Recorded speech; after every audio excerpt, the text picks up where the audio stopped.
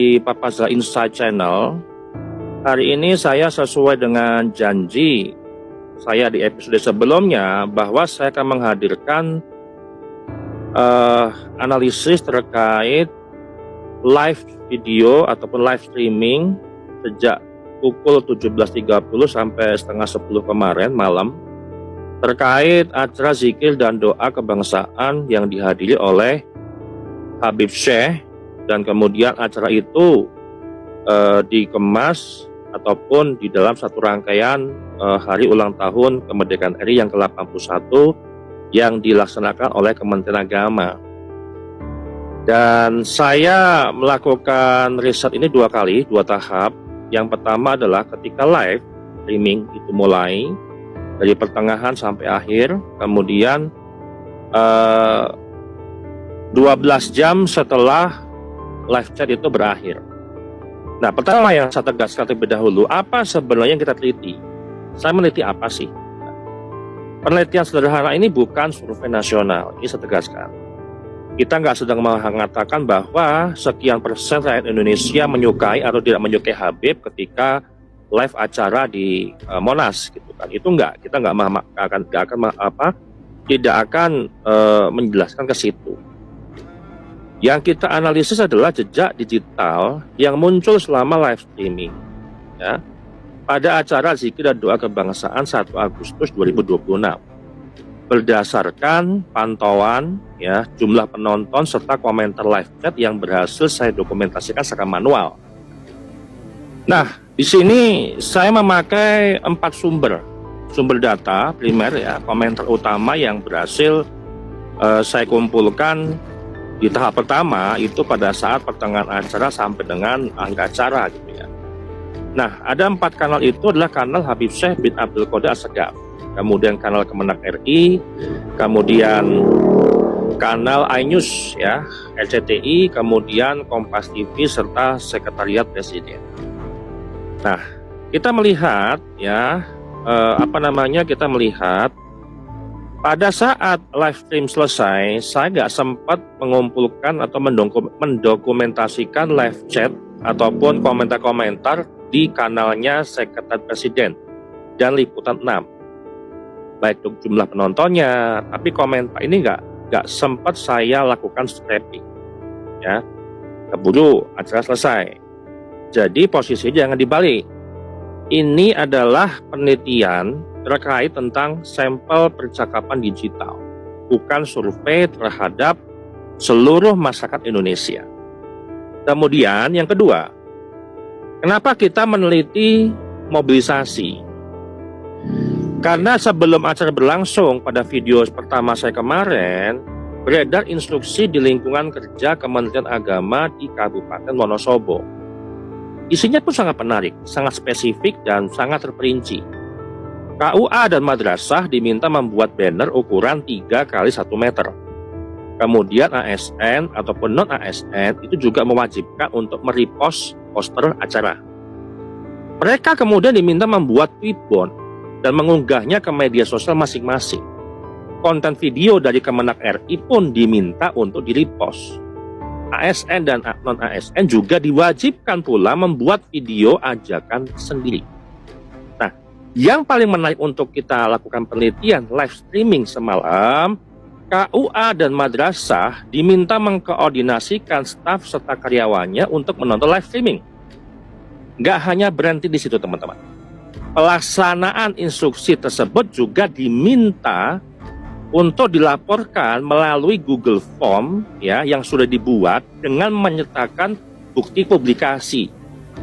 Artinya apa? Secara komunikasi digital, struktur yang dibangun itu nggak hanya oh ya monggo silahkan nonton saja atau silahkan untuk menonton video live streaming di acara zikir dan doa kebangsaan, tapi terdapat sebuah rangkaian. Yang pertama adalah instruksi, kemudian produksi konten, kemudian distribusi, kemudian repost, kemudian nonton bareng, dan yang terakhir adalah pelaporan.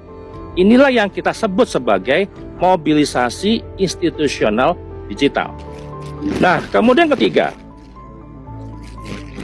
apakah mobilisasi itu terlihat jelas di lapangan secara digital?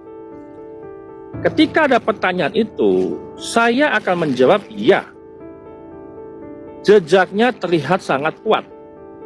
Kalau kita lihat komentar-komentar yang saya sampaikan di sini, di kanal Kemenag RI, ada yang menulis nama misalkan Siti Rahmanila, penyuluh agama ahli pertama, KUA Kampar hadir. Kemudian ada nama Edwin misalkan, dari MTSN 2 Hulu Sungai Tengah, Kalimantan Selatan hadir. Ada juga Kemenag Padang Lawas ya, hadir juga. Kemudian Siti Jahroh misalkan, PPAI Kemenag Kabupaten Bondowoso itu juga hadir. Ada pula Freddy Suherman, staf kantor KUA Kecamatan Tambusai Kabupaten Rokan Hulu Riau itu pun hadir. Kemudian ada Kanwil Kemenag DIY juga hadir. Ada MAN, ada MTSN, ada berbagai macam identitas daerah lainnya pun juga muncul di bawah Kementerian Agama. Ini penting, karena kita nggak sedang menebak identitas mereka. Justru mereka sendiri yang menuliskan identitas institusinya di ruang publik. Mereka yang memperkenalkan sendiri. Artinya ini ada sebuah semacam absen, semacam memperkenalkan diri. Oh, itu berarti ada sebuah instruksi. Nah, kemudian yang paling menarik teman-teman, dari seluruh riset yang saya analisis, itu ternyata setelah lakukan statistik kumulatif ya, secara final itu 36,1 indeks keberhasilan branding Habib. Dan angka 36,1 ini yang menarik untuk kita bahas. Ketika akun-akun unik dalam sampel live chat di kanal Kemenag ya, Kementerian Agama, kita mengelompokkan sekitar 36,1%. Ini yang menunjukkan sebuah identitas atau afiliasi institusional Kementerian Agama, baik KUA, ada madrasah atau unit terkait ya, dalam nama-nama akun maupun isi komentarnya. Artinya apa? Secara sederhana, sekitar 1 dari 3 akun unik dalam sampel chat di Kemenag channel meninggalkan jejak institusinya, jejak identitas institusinya. Tapi bukan berarti 36,1% itu bukan berarti seluruh penontonnya itu adalah ASN. Itu salah. Tapi membacanya adalah sekitar 36,1% akun-akun unik dalam sampel komentar yang saya sudah lakukan setiap malam yang dianalisis, telusuri, dianalisis gitu ya, menunjukkan identitas atau afiliasi institusional. Ini kita melihat ada sebuah batasan data. Kemudian yang kelima, ada satu temuan yang lebih menarik yang ingin saya bahas. Kita menemukan beberapa akun yang akun itu sangat aktif. Dari sekitar 75 komentar yang berhasil saya scraping dari kanal Kementerian Agama, sekitar 28 komentar berasal dari akun itu. Ya. Misalkan akun @pulan misalkan gitu ya. Itu banyak ditemukan sangat aktif berkali-kali untuk berkomentar. Kalau kita hitung 28 dibagi 75 dikali 100 itu akan ketemu angka 37,3%. Artinya apa? Satu akun saja itu menyumbang sekitar 37,3% volume komentar dalam sampel kementerian yang saya kumpulkan semalam. Nah, kemudian bagian ke-6. Ya, kita lanjut ya.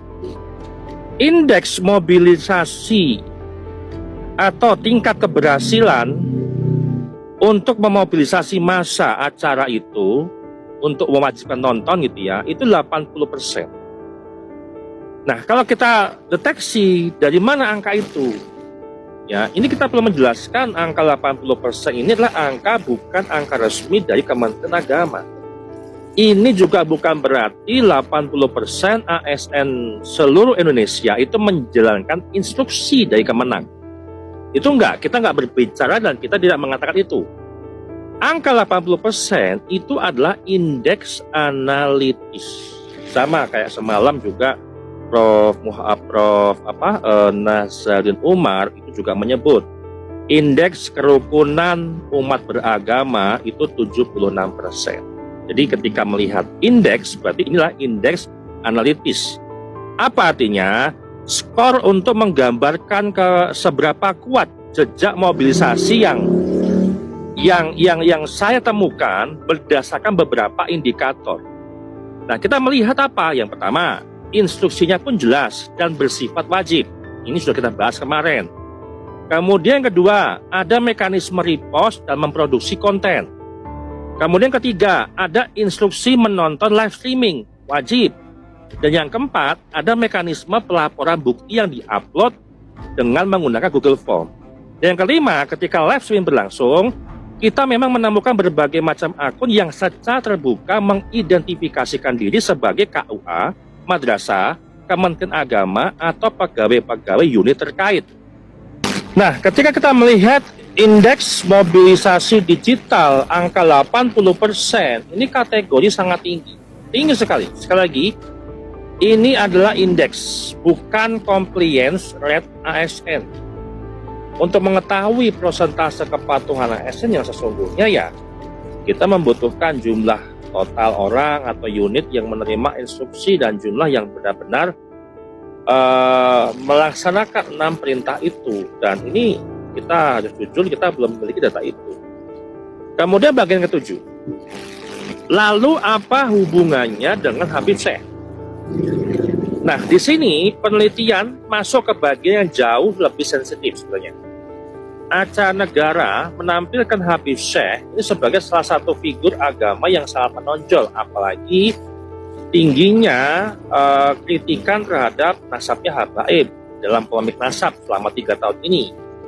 Maka kita menguji sebuah hipotesis, bukan langsung membuat sebuah tuduhan sebenarnya.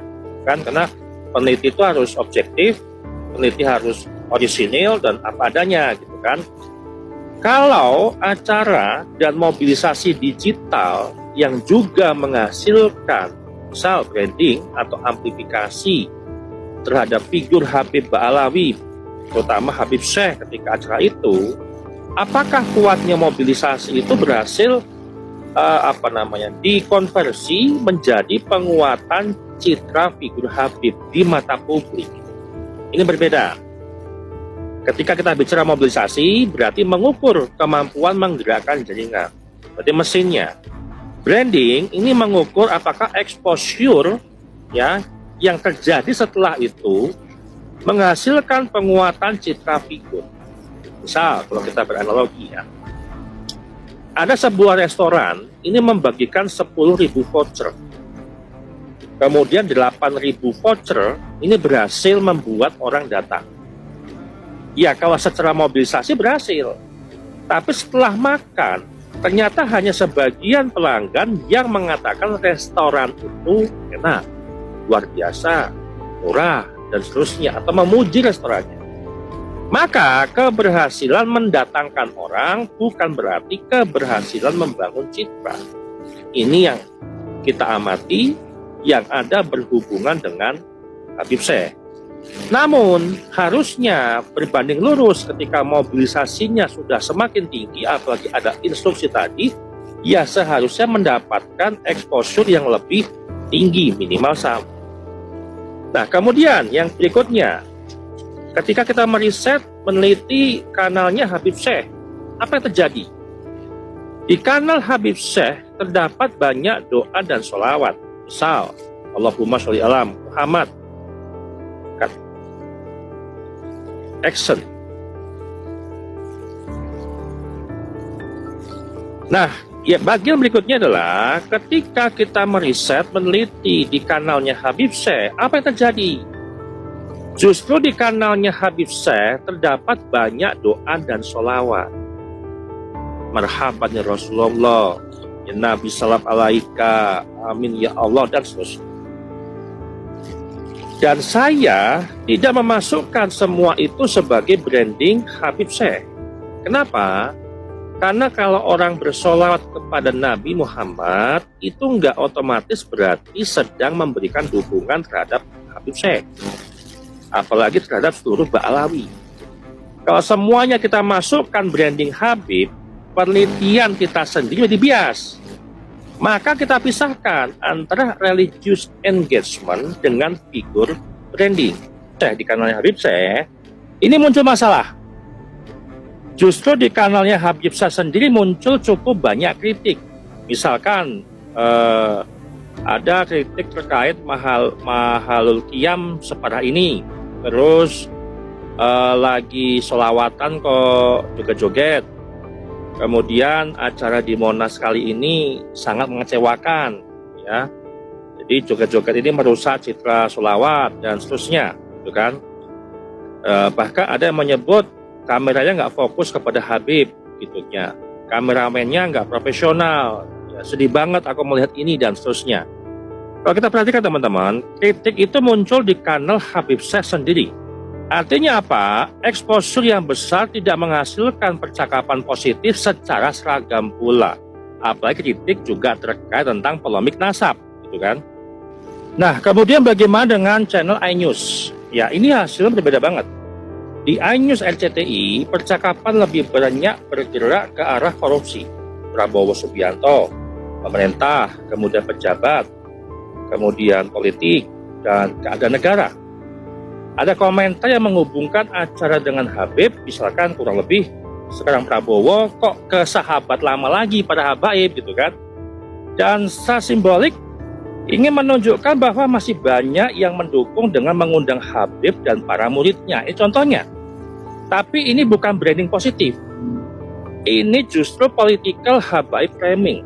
Jadi seolah-olah gerbongnya Prabowo itu kok merapat lagi kepada habaib. Padahal sudah menyatakan statement bahwasanya kalau mau kabur Yaman aja, gitu kan? Dengan kata lain, Habib atau habaib muncul sebagai bagian dari pembacaan politik, gitu ya. Kemudian menarik di Kompas TV. Di Kompas TV, Habib Syekh bahkan tidak menjadi pusat percakapan. Yang ramai itu Prabowo, Gibran, MBG, korupsi, NKRI, pidato, musik, dan kondisi masyarakat hari ini. Artinya apa? Acara yang sama nggak otomatis menghasilkan branding figur yang sama pada semua ekosistem audiens. Dan ini penting menjadi catatan. Karena kalau branding Habib Syekh atau Ba'alawi katakanlah melalui Kemenak di acara zikir dan doa kebangsaan di Monas benar-benar sangat dominan, seharusnya figur itu mempunyai sentrality tinggi di berbagai macam kanal. Harusnya serentak, ada 7 kanal yang menyiarkan secara live streaming, harusnya itu menjadi dominan. Tapi dalam sampel yang saya kumpulkan, hal itu tidak terlihat secara merata. Nah, kalau kita melihat hasil tadi, gap-nya itu sudah terlihat. Walaupun kita belum mengunci 36,1% secara survei nasional, pola besarnya itu sudah terlihat. Mobilisasi institusionalnya kuat, ada, jelas gitu kan. Tapi figur brandingnya ini nggak sekuat mobilisasinya. Dan inilah kesimpulan paling menarik yang kita sampaikan. Kalau kita mempunyai mesin dengan tenaga 80, mesinnya berhasil memutar kencang, tapi tenaga yang sampai ke roda itu jauh lebih kecil. Berarti masalahnya bukan pada kemampuan menghidupkan mesin. Masalahnya adalah berapa besar tenaga yang berhasil dikonversi menjadi hasil. Dan kasus ini, mobilisasi adalah mesinnya, branding figur itu adalah hasil akhirnya. Nah, ada 2 mesin amplifikasi teman-teman. Dari seluruh data, saya melihat ada 2 mesin yang berbeda. Yang pertama adalah mesin institutional amplification. Kemudian yang kedua adalah figur atau religious amplification. Ya, dari seluruh riset, seluruh sampel percakapan tidak membahas tentang ataupun memuji Habib ataupun membranding seorang Habib, sama sekali tidak membahas Habib. Maka dari itu, mobilisasi besar ini belum tentu menghasilkan branding yang besar. Jadi kesimpulan teman-teman, ada 5 temuan utama. Yang pertama, terdapat instruksi mobilisasi digital yang sangat terstruktur. baik banner, repost, rebound, video ajakan, nobar, sampai pelaporan gitu kan, itu ada. Kemudian kedua, itu ada jejak institusional masing-masing yang muncul di live chat baik di Kemenak ya. Dalam sampel yang unik, akun-akun unik yang saya analisis, sekitar 36,1% menunjukkan identitas atau afiliasi institusi. Kemudian yang ketiga, satu akun beridentitas madrasah itu menyumbang sekitar 37,3% volume komentar dalam sampel Kemenak yang kita kumpulkan. Yang menunjukkan bahwa tingginya engagement ini nggak otomatis berarti banyaknya sebuah individu. Kemudian keempat, berdasarkan indikator mobilisasi yang saya susun, kekuatan mobilisasi digital saya tempatkan secara indikatif sekitar 80%. Dan ini kategori tinggi, tapi ini adalah indeks analitis. Bukan berarti 80% seluruh ASN mematuhi sebuah instruksi. Kemudian kelima, kekuatan mobilisasi itu tidak terlihat berbanding lurus dengan branding Habib Syekh. Karena percakapan lintas kanal itu terfragmentasi antara sholawat, dukungan figur, kritik penyelenggaraan, kemudian kritik politik, dan pembicaraan yang sama sekali tidak berpusat pada Habib. Nah, jadi persoalannya ini bukan lagi apakah orang itu berhasil digerakkan. Karena jelas jejak digital ini menunjukkan mesin mobilisasi bekerja. Kemudian pertanyaan yang jauh lebih penting adalah, apakah mobilisasi sebesar itu yang dilakukan Kementerian Agama yang struktur dari atas ke bawah ini berhasil mengubah persepsi publik terhadap figur yang mendapat panggung? Apakah ini akan mengubah pandangan kita terhadap habaib yang memang notabene tidak bisa disambungkan nasabnya kepada cucu Nabi? Apakah akan menjawab bahwa habaib itu cucu Nabi? Itu enggak. Yang paling penting teman-teman, tingginya mobilisasi enggak otomatis berarti tingginya branding, terutama upaya atau cara mereka atau semacam strategi mereka untuk mengemas branding ini, Habib ini, untuk mendapatkan legitimasi di publik. Ini semakin sulit. Bahkan indikasi 36,1% terjadi branding, hasilnya itu kecil, lemah daripada mobilisasi yang tinggi sampai angka 80%. Jadi sampai di sini teman-teman yang menyimpulkan, mobilisasi 80% tapi hasilnya itu branding Habib itu terlihat lemah di lapangan. Demikian dari saya. Terima kasih.